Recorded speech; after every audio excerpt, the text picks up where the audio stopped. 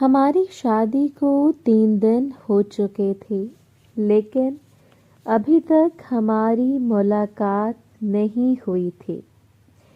دوسری طرف آصف اور کرن دن میں 4 دفعہ ملاقاتیں کر رہے تھے، اور آصف، جس کو میری دی ہوئی جڑی بوٹیوں سے زیادہ فرق نہیں پڑا تھا، وہ میڈیکل سٹور سے دوائی لا کر کھا رہا تھا۔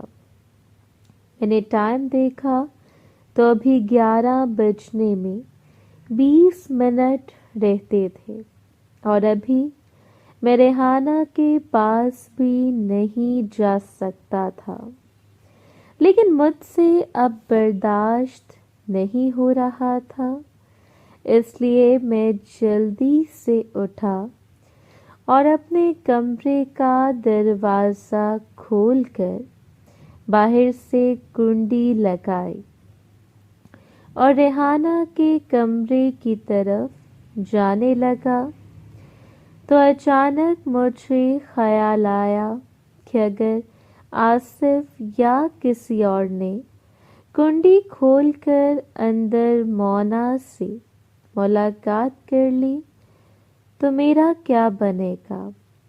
تو میں جلدی سے واپس کمرے میں آیا اور الماری میں سے تالا نکال کر باہر آیا اور اپنے کمرے کو تالا لگا کر چابی جیب میں ڈالی اور ریحانہ کے کمرے کی طرف چل پڑا۔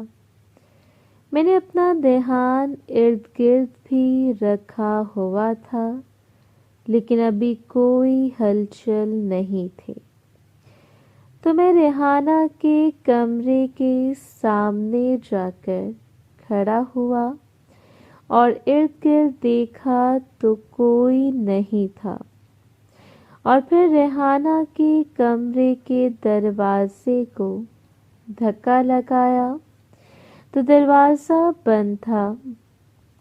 میں نے دروازے پر ہلکی سی دستک دی تو کچھ سیکنڈ میں دروازہ کھل گیا۔ میں ریحانہ کو دیکھ کر حیران رہ گیا۔ وہ دلہن کی طرح تیار ہوئی تھی۔ مجھے دیکھ کر اس نے گھڑی کو دیکھا اور بولی، ابھی 11 نہیں بجے اور تم اتنی جلدی آ گئے۔ اچانک اس کی نظر میرے دوست پر پڑی تو اس کے چہرے پر مسکراہٹ آ گئی۔ بولی، لگتا ہے یہ بہت تنگ کر رہا ہے، اور ساتھ ہی اس نے مجھے راستہ دے دیا اور میں کمرے میں آ گیا۔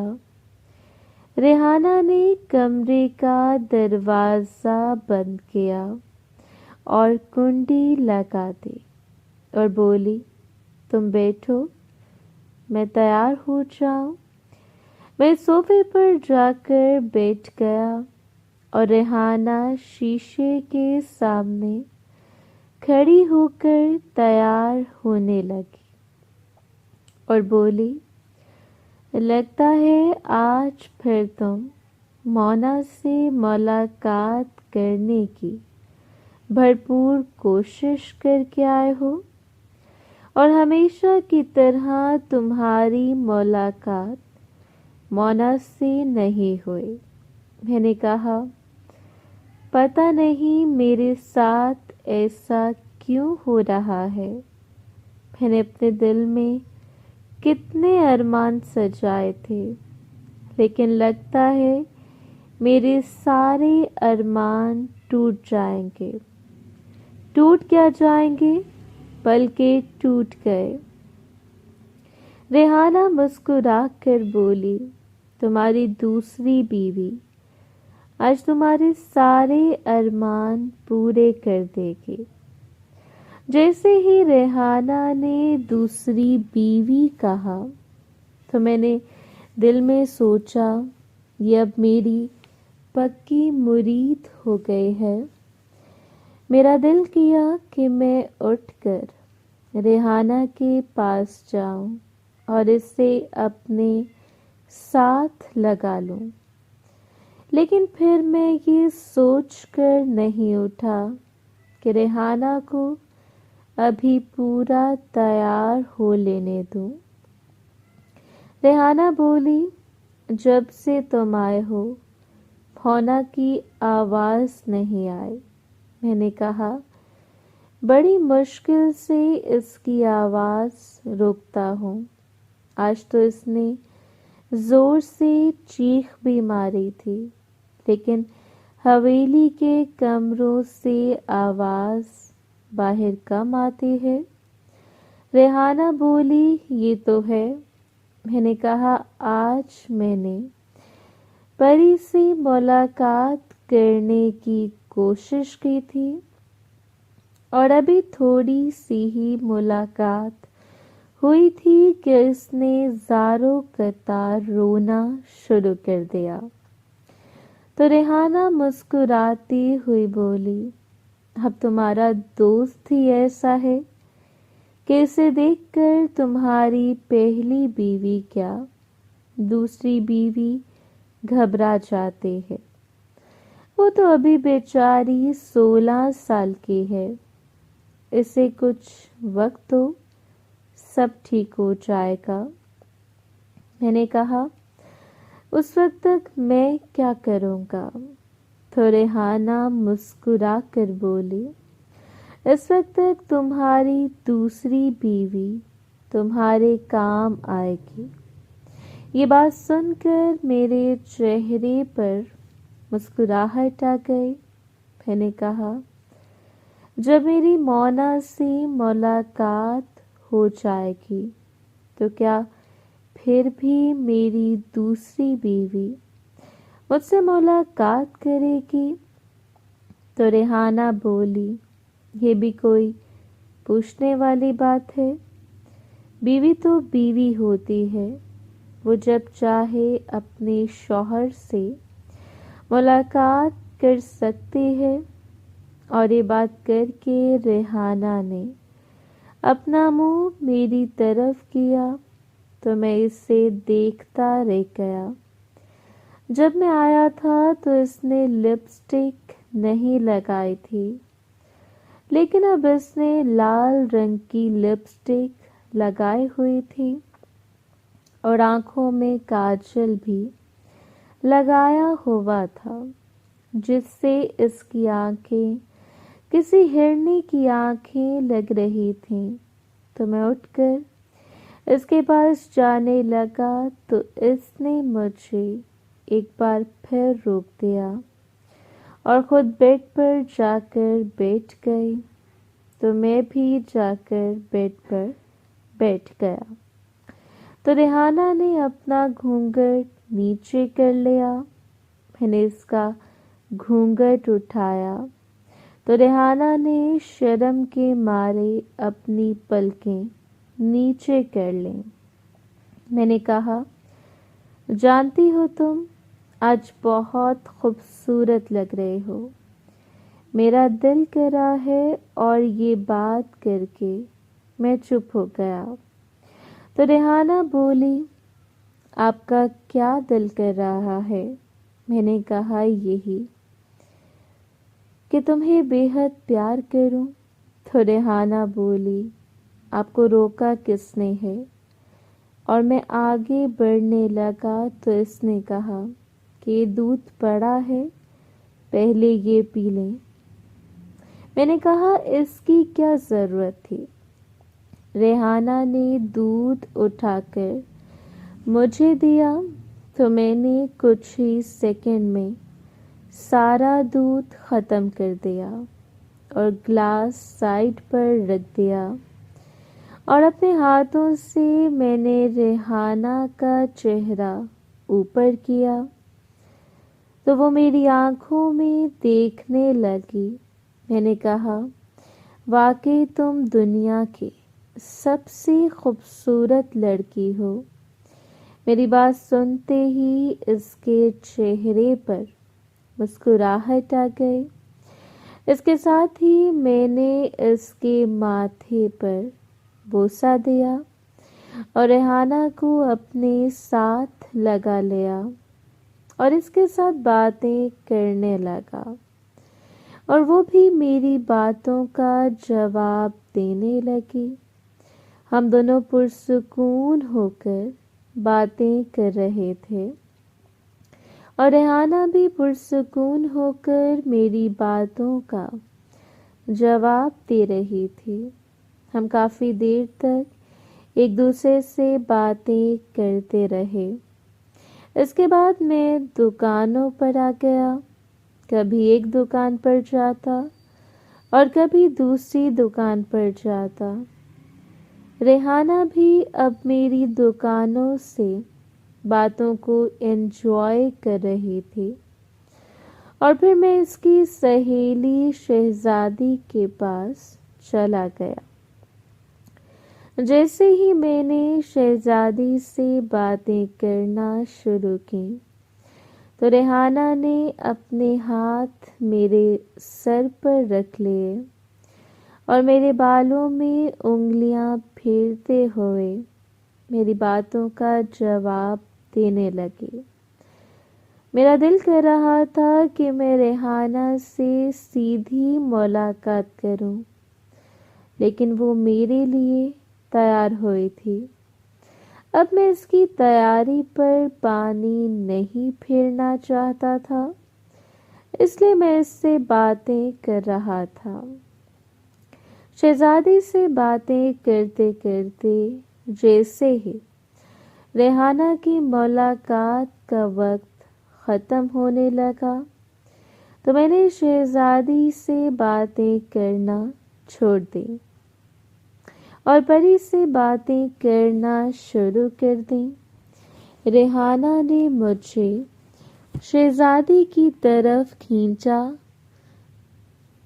وہ چاہتی تھی میں شہزادی سے اور باتیں کروں، لیکن میں جان بوجھ کر اور باتیں نہیں کر رہا تھا۔ میں پری سے باتیں کرنے لگا اور اسی طرح کافی دیر بعد جب ریحانہ کی ملاقات ختم ہونے لگی تو میں نے پری سے باتیں کرنا بند کر دی۔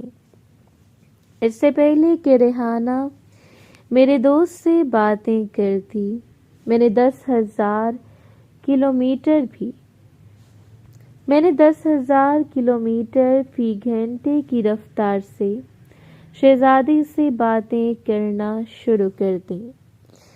ریحانہ کو جیسے دھچکا لگا، لیکن کچھ ہی دیر میں وہ ٹھیک ہو گئی اور میری ملاقات کا جواب دینے لگی، کیونکہ ریحانہ کی ملاقات پہلے ہی ختم ہونے والی تھی۔ ابھی مجھے چند سیکنڈ ہی ہوئے تھے ریحانہ سے ملاقات کرتے ہوئے کہ اس کی ملاقات کا وقت ختم ہو گیا، لیکن میں 10,000 کلومیٹر فی گھنٹے کی رفتار سے ریحانہ سے ملاقات کر رہا تھا۔ ملاقات ختم ہونے کے بعد ریحانہ ایسی تھی جیسے اس کے اندر جان ہی نہ ہو، لیکن کچھ ہی دیر میں اس میں جان آ گئی اور وہ میری ملاقات کا جواب دینے لگی اور مجھے میری پہلی بیوی یعنی مونا کے بارے میں بھڑکانے لگی کہ وہ کمینی جانتی نہیں ہے کہ تو کیا چیز ہے۔ ایک دفعہ وہ تجھ سے ملاقات کر لے، میں قسم دیتی ہوں کہ وہ تمہیں کبھی کسی اور کے پاس جانے نہ دے۔ اس کو وہ خزانہ ملا ہے جس کی اسے قدر ہی نہیں۔ یہ باتیں سن کر میں پاگل ہو رہا تھا اور اسی وجہ سے میری ملاقات کرنے کی رفتار 15,000 کلومیٹر فی گھنٹے پر پہنچ چکی تھی۔ چونکہ ریحانہ کی پہلی ملاقات جلدی ختم ہو گئی تھی، اس لیے وہ دوسری ملاقات ختم کرنے پر کافی ٹائم لگا رہی تھی، اور اس دوران میں میری باتوں کا بھی جواب دے رہی تھی۔ اور کافی دیر بعد جب مجھے لگا کہ اس کی ملاقات پھر ختم ہونے والی ہے، تو میں نے جلدی سے اس کا منہ دوسری طرف کیا اور پری سے ملاقات کرنے لگا۔ ریحانہ کو بہت غصہ آیا کہ پہلے میں شہزادی سے تو پوری ملاقات کر لوں، لیکن میں اسے غصہ دلانا چاہتا تھا، اور وہ اسی غصے میں مجھے گالیاں دینے لگی۔ لیکن مجھے اس کی گالیاں سن کر خوشی ہو رہی تھی۔ ایک تو مجھ پر مونا کا غصہ سوار تھا، دوسرا ریحانہ کی گالیاں جلتی پر تیل چھڑک رہی تھیں۔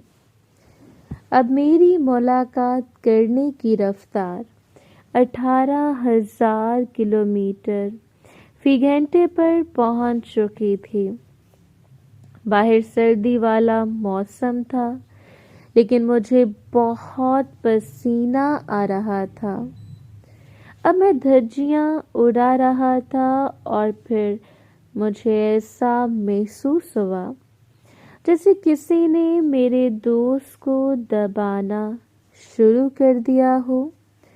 میں بڑی مشکلوں سے اپنے دوست کو سنبھال رہا تھا، لیکن وقت کے ساتھ ساتھ پری کی گرفت بڑھتی گئی، اور ایک بار پھر ریحانہ کی ملاقات کا وقت ختم ہو گیا۔ لیکن مجھے پتہ نہیں کیا ہوا تھا، میں نے دوبارہ شہزادی سے ملاقات کرنا شروع کر دی۔ پھر اچانک میں نے 20,000 کلومیٹر فی گھنٹے کی رفتار سے ملاقات شروع کی، تو ریحانہ اچھل پڑی۔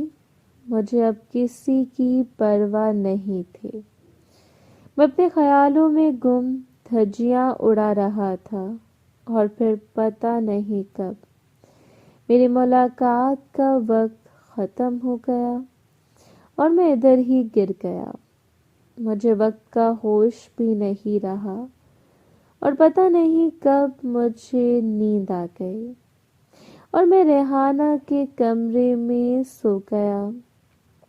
دوسری طرف ریحانہ ایک طرف مجھ سے ملاقات کر کے بہت خوش تھی، لیکن آخری لمحات میں جو میں نے 20,000 کلومیٹر فی گھنٹے کی رفتار سے اس کے ساتھ ملاقات کی تھی، وہ اس کو ناگوار گزری تھی اور اسے بہت تکلیف ہو رہی تھی۔ وہ کافی دیر تک اپنی جگہ پر لیٹی رہی، پھر اپنی جگہ سے اٹھ کر اس نے الماری سے ایک ٹیوب نکالی اور شہزادی پر لگا دی۔ کچھ دیر بعد جب اس سے سکون ملا تو اس کو ہوش آیا کہ ندیم اس کے پاس ہی لیٹا سویا ہوا ہے۔ وہ جانتی تھی کہ مونا سے ملاقات نہ ہونے کی وجہ سے ندیم تکلیف میں ہے، اس لیے اس نے ندیم کو اٹھانا مناسب نہیں سمجھا اور اس کے ساتھ ہی لیٹ گئی، اور کچھ سوچتے ہوئے اس کے بالوں میں ہاتھ پھیر کر اس کو پیار کرنے لگی، اور پھر وہ بھی ندیم کے ساتھ لیٹی لیٹی سو گئے۔ کچھ دیر کے بعد مجھے کسی نے اٹھایا تو میں نے آنکھیں کھول کر دیکھا تو وہ ریحانہ تھی۔ ریحانہ نے میرا سر اپنی گود میں رکھا اور بولی، اٹھ جاؤ، صبح ہونے والے ہے، تم اپنے کمرے میں چلے جاؤ۔ جیسے ہی ریحانہ نے یہ بات کی تو میرے ذہن میں آیا کہ میں تو کمرے کو تالا لگا کر آیا ہوں۔ اگر مونا اٹھ گئی اور اس نے دروازہ کھولنے کی کوشش کی اور دروازہ نہ کھولا تو وہ سمجھ جائے گی کہ کوئی دروازہ باہر سے بند کر کے گیا ہے، اور اگر اس نے شور مچایا تو سب کو پتہ چل جائے گا کہ میں نے تالا لگایا ہے۔ میں جلدی سے ریحانہ کی گود سے اٹھا اور بغیر اس کی طرف دیکھے اور اس سے بات کیے اس کے کمرے سے نکلا اور جا کر کمرے کا تالا کھولا۔ جیسے ہی اندر گیا تو مونا ابھی سو رہی تھی، جس کو دیکھ کر مجھے سکون ملا۔ اس کے بعد واش روم چلا گیا اور واش روم سے فارغ ہو کر دوبارہ اپنے کمرے میں آیا اور بیڈ پر لیٹ کر سونے لگا۔ میں نے ٹائم دیکھا تو صبح کے 6 بج رہے تھے اور پھر پتہ نہیں کب مجھے دوبارہ نیند آ گئی اور میں سو گیا۔ محترم ناظرین اور سامعین، اس کہانی کا باقی حصہ اگلی آنے والی ویڈیوز میں پیش کیا جائے گا۔ اگر آپ کو یہ ویڈیو اچھی لگی تو ویڈیو کو لائک اور ہمارے چینل کو سبسکرائب ضرور کریں۔ شکریہ۔